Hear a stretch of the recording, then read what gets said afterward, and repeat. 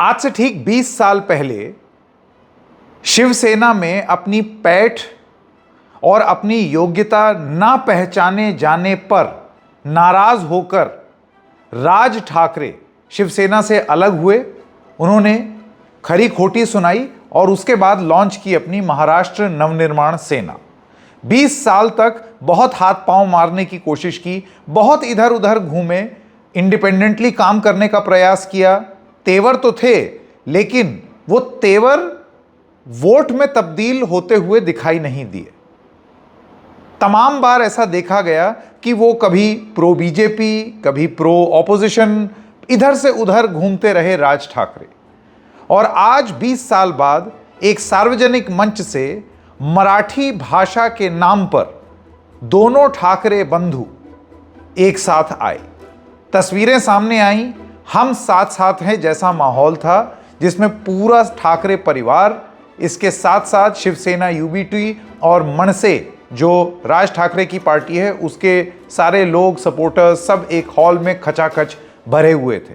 लेकिन यहां पर मराठी बचाने के पीछे का संदर्भ एक और भी है, और वो है सड़क पर हो रही मराठी बचाने और मराठी बोलने के नाम पर गुंडागर्दी, जिसमें एमएनएस के वर्कर्स शामिल हैं।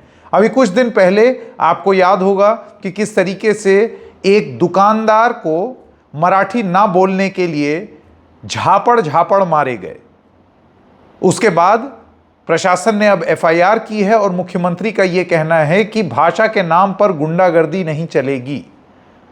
लेकिन यह प्रक्रिया थमने के बजाय एमएनएस की तरफ से और बढ़ा दी गई है, और ऐसा लगता है कि आज और इस साझा रैली में एमएनएस और शिवसेना यूबीटी के कार्यकर्ताओं को यह करने का और बल तो नहीं दिया जा रहा है इन नेता द्वारा। इन्होंने ऐसे क्या बयान दिए, क्या बोला, और क्या इससे वाकई मराठी का मान बढ़ेगा?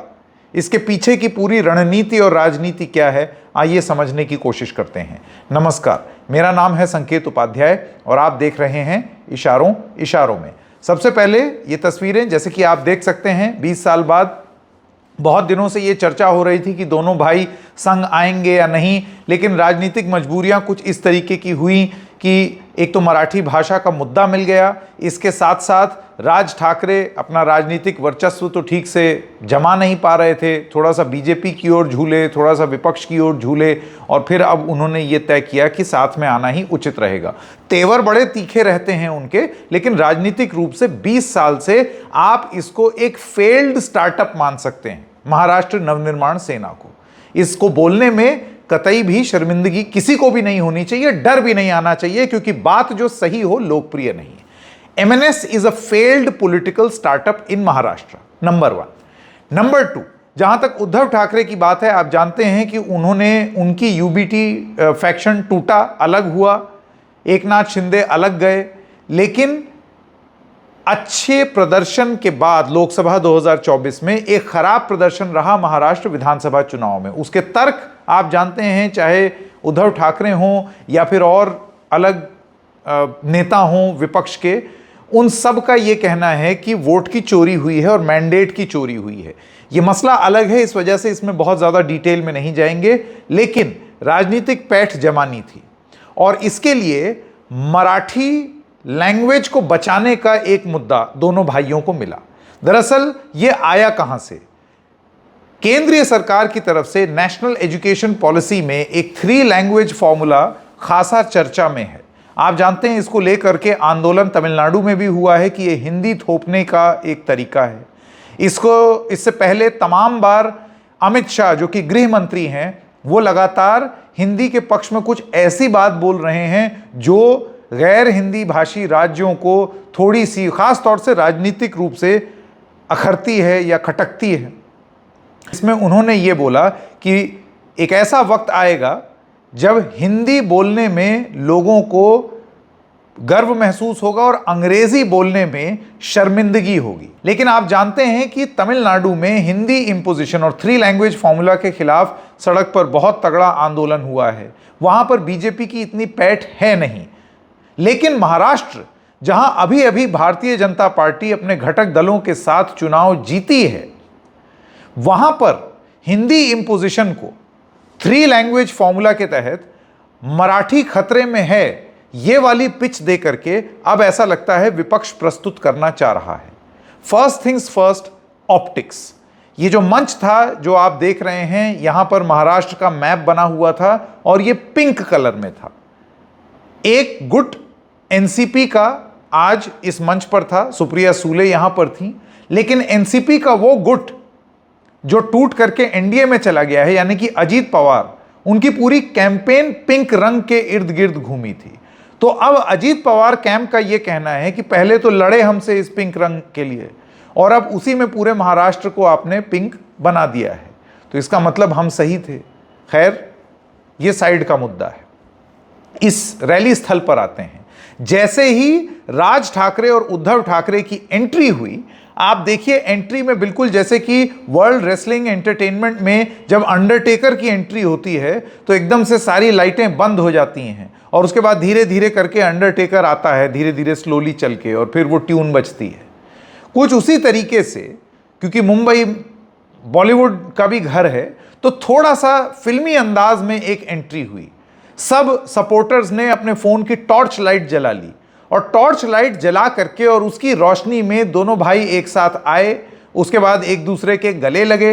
उसके बाद छत्रपति शिवाजी महाराज की जो स्टैचू है उस पर उन्होंने माल्यार्पण किया, चप्पल उतार के, क्योंकि सम्मान दिया।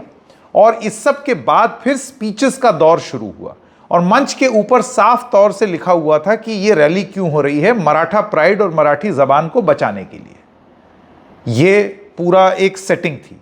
ऑडियंस में आप देख सकते हैं बहुत सारे लोग थे, उसमें आदित्य ठाकरे क्योंकि शिवसेना यूबीटी के ही हैं वो तो थे ही। इसके अलावा जो जो घटक दल हैं, जैसे कि एनसीपी, सुप्रिया सूले भी थी। कोई बड़ा कांग्रेस का नेता इस मंच पर नहीं दिखा। अब इसके मायने क्या हो सकते हैं, ये राजनीतिक मायने हैं, that is a side conversation, वो बाद में उससे डील करेंगे। वापस इस फंक्शन पर आते हैं और अब आपको बताते हैं स्पीचेस के बारे में कि किस तरीके की स्पीचेस दी गई। तो सबसे पहले आए राज ठाकरे। अपनी और तमाम बात बोलते बोलते राज ठाकरे को यह लगा कि ये जो हुआ है एक कांड, जिसमें एक दुकानदार को थप्पड़ मारा गया एमएनएस के वर्कर्स द्वारा, उन पर क्या बोलेंगे राज ठाकरे, ये इंपॉर्टेंट होगा। तो राज ठाकरे ने, ऐसे लगता है कि अपने लोगों को, अपने समर्थकों को जिन्होंने थप्पड़ मारा था, उनको एक तरीके का बल दिया। क्या सुझाव दिया, जरा सुनिए। विनाकारण उठसूट काही मारामारी करायची गरज नाही आणि मारायची गरज नाही, पण जर जास्ती नाटकं केली तर कानाखाली आवाज काढलाच पाहिजे तुम्ही। पण चूक त्यांची असली पाहिजे। आणि एका गोष्टीचं लक्षात ठेवा, अशी कधी गोष्ट कराल त्याचे व्हिडिओ काढू नका।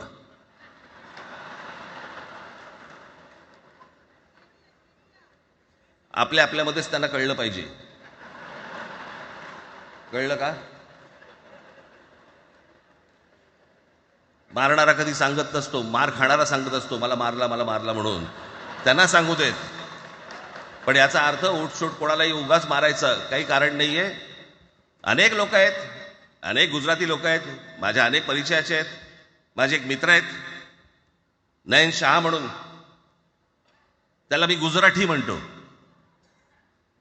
तुमचा विश्वास बसणार नाही इतकं अप्रतिम मराठी तर बोलतोच, विनोदाचंही अंग आहे। आणि शिवाजी पार्क मैदानामध्ये फिरताना कानाला हेडफोन लावून पु ल देशपांडे ऐकणारा गुजराती आहे।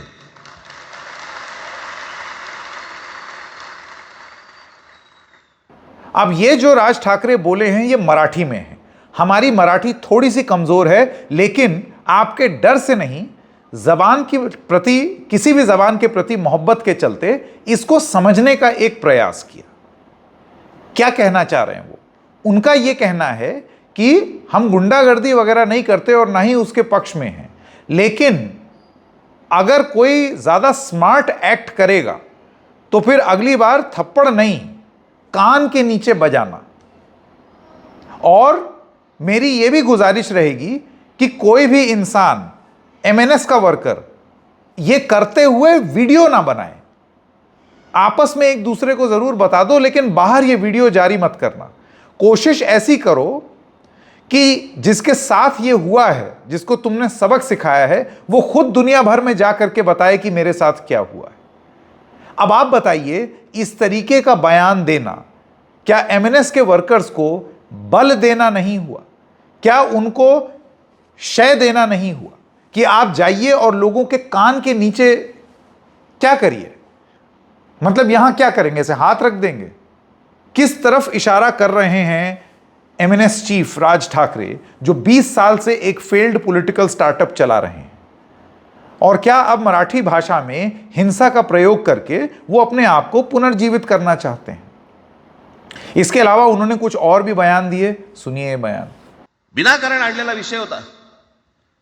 मी त्या दिवशी त्या भोसेनं सांगितलं, म्हटलं मला सांगा, उत्तर प्रदेश, बिहार, राजस्थान, मध्य प्रदेश कोणती तिसरी भाषा आणणार आहेत? खरं तर आणली पाहिजे।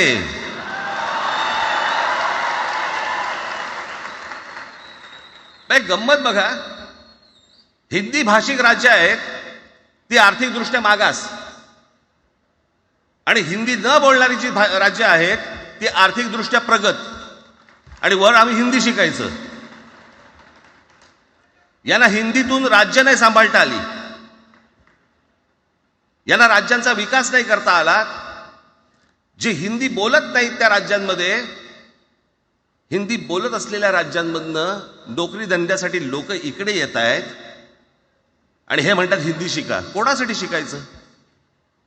खैर, ये सारी बात वो अपनी कह गए। अपना जो उनका एक अंदाज होता है उसमें उन्होंने ये सारी बातें कह दी। इसके बाद उद्धव ठाकरे की बारी आई। उम्मीद ये थी कि कम से कम ये जो गुंडागर्दी हो रही है और कुछ इंडस्ट्रियलिस्ट और बिजनेसमैन हैं, उनके घर पर भी और उनके ऑफिस पर भी पथराव किया एमएनएस के वर्कर्स ने, जैसे कि आप इन तस्वीरों के माध्यम से देख सकते हैं। उसके बाद जो वो बिजनेसमैन हैं, उनकी तरफ से एक स्पष्टीकरण भी आया। उद्धव ठाकरे के बयान से पहले मैं आपको ये तस्वीरें दिखाना चाहता हूं कि किस तरीके से एक बिजनेसमैन के कार्यालय पर हमला किया गया, तो शटर नीचे करना पड़ा, और उसके एकदम बाद बिजनेसमैन को कैसे और क्या बोलना पड़ा। Having come under pressure mentally from the violence inflicted on those who do not know Marathi, I ended up overreacting. I realized I must take back my overreactions and withdraw. Truth is, even after living for 30 years in Mumbai, the level of proficiency and fluency that a native Marathi born can have, we will not be able to achieve. And for avoiding any embarrassments or confusions, one has been using Marathi language only in less than formal situations with a casual atmosphere, only before people very closely known to us. This has not happened to me in the use of 7 other Indian languages that I could learn over a period of time. अब आते हैं उद्धव ठाकरे पर। उद्धव ठाकरे ने अपनी speech में तमाम और चीज़ें बोली, मोदी को आड़े हाथों लिया, घाना सम्मान और वो सब उन्होंने अपनी बात बोली, लेकिन उसके साथ साथ उन्होंने देवेंद्र फडणवीस पर निशाना साधा। उन्होंने बोला कि देवेंद्र फडणवीस ये कहता है कि भाषा के नाम पर गुंडागर्दी नहीं चलेगी, तो हमारा ये कहना है कि अगर अपनी भाषा के सम्मान के लिए लड़ाई करना और आंदोलन करना अगर गुंडागर्दी है, तो हां, मैं गुंडा हूं। सुनिए बयान। आणि देवेंद्र फडणवीस आज जे बोलत, बातमी आली सगळीकडे, मी इकडे बातम्या आणल्यात, भाषेच्या नावाखाली गुंडगिरी सहन केली जाणार नाही। जर महाराष्ट्रामध्ये मराठी माणूस न्याय मागण्यासाठी आंदोलन करत असेल आणि त्याला जर का तुम्ही गुंड म्हणत असाल, तर आम्ही गुंड आहोत। आम्ही गुंड। न्याय मागणं म्हणजे गुंडगिरी नाहीये, आणि जर का गुंडगिरी केल्याशिवाय तुमच्या दरबारी न्याय मिळत नसेल तर आम्ही गुंडगिरी करूच।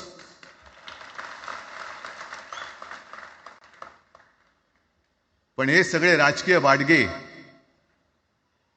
देवेंद्र फडणवीसांची आजचं वक्तव्य म्हणजे मला संयुक्त महाराष्ट्र चळवळीच्या वेळेला सखा पाटलांनी केलेलं एक वक्तव्य आठवते। हे असेच तेव्हाचे, जो दिल्लीत बसतो त्याचे पाय चाटणारे इथले राज्यकर्ते असतात ते त्यांना मी बाडगे म्हणतोय. तो ये है उद्धव ठाकरे का बयान जिसमें वो कह रहे हैं कि हां मैं हूं गुंडा.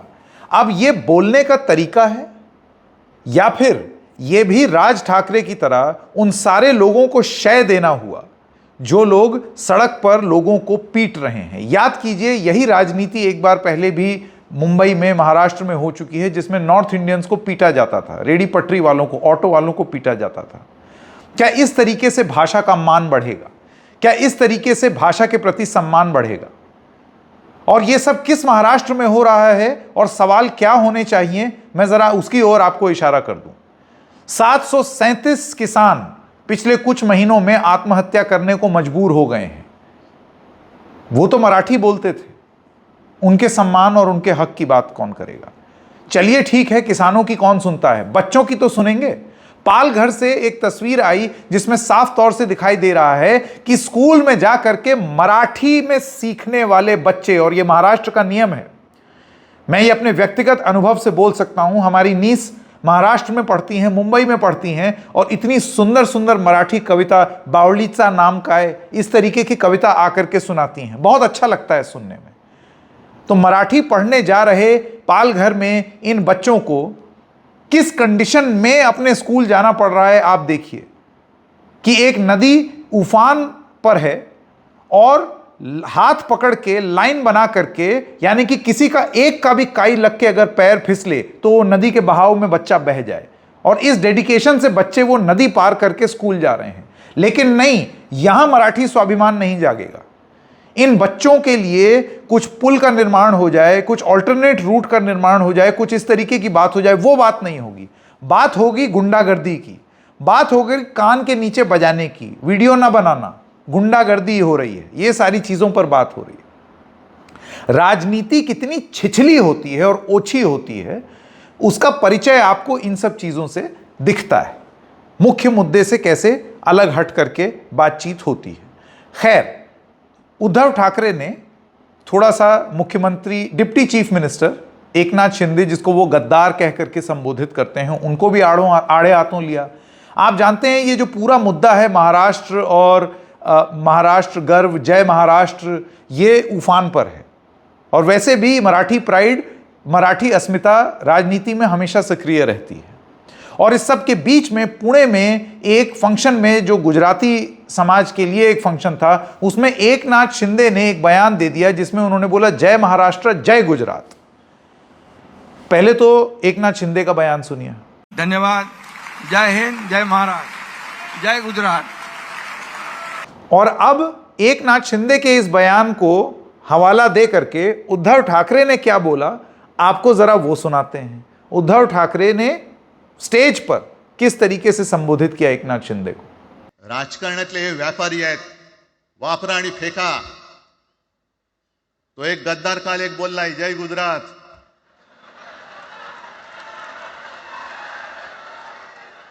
मग किती लाचारी करायची. मग तो पुष्पा पिक्चर पाहिल्यात तुम्ही सगळ्यांनी, दाढीवरनं हात फिरवून झुकेगा नाही साला. तसे हे गद्दार म्हणतात उठेगा नाही साला. कुछ भी बोलो उठेगा ही नहीं. अरे कसा उठणार, आहे का तुझ्याकडे उठण्यासारखं? म्हणजे विचार मी म्हणतोय. उद्धव ठाकरे ये कह रहे हैं कि ये गद्दार महाराष्ट्र में रह करके जय गुजरात बोल रहा है, क्योंकि रीढ़ की हड्डी नहीं है, खुद खड़े नहीं हो सकते, तो इस वजह से जो बोला जाता है वो बोल देता है. ये उनकी एक पोजीशन है. गद्दार वाली लाइन उन्होंने ली हुई है एकनाथ शिंदे के लिए.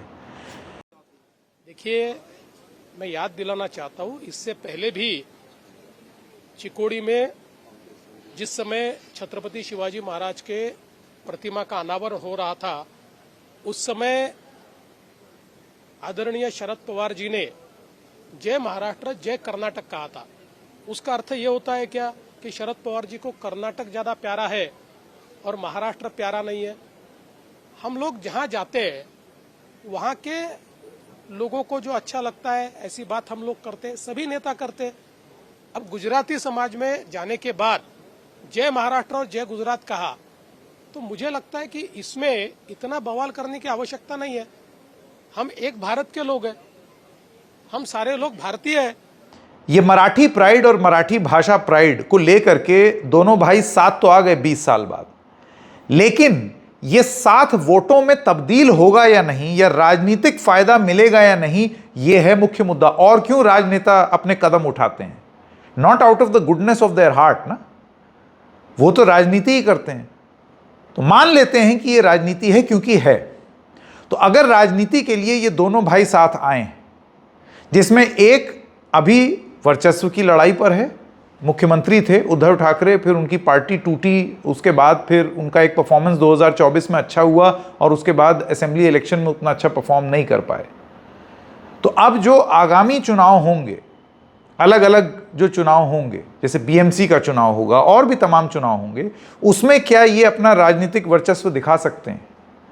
और एक पूरी तरीके से फेल्ड पॉलिटिकल स्टार्ट किए हुए राज ठाकरे, महाराष्ट्र नवनिर्माण सेना के, वो क्या अपनी पैठ दोबारा जमा सकते हैं या फोर्स मल्टीप्लायर का काम कर सकते हैं? जितना भी 1-आधा% जो उनका वोट शेयर है, वो क्या अगर मिल जाता है शिवसेना यूबीटी के साथ और पार्टीज के साथ, तो क्या वो उस तरीके का लाभ इस इमोटिव मुद्दे पर इस एसोसिएशन को दे सकता है? क्योंकि at the end of it ये जो कुछ भी हो रहा है वो है राजनीति ही, ये आप जान लीजिए। इशारों में बस इतना ही। फिर मिलेंगे किसी और मुद्दे के साथ, तब तक के लिए नमस्कार।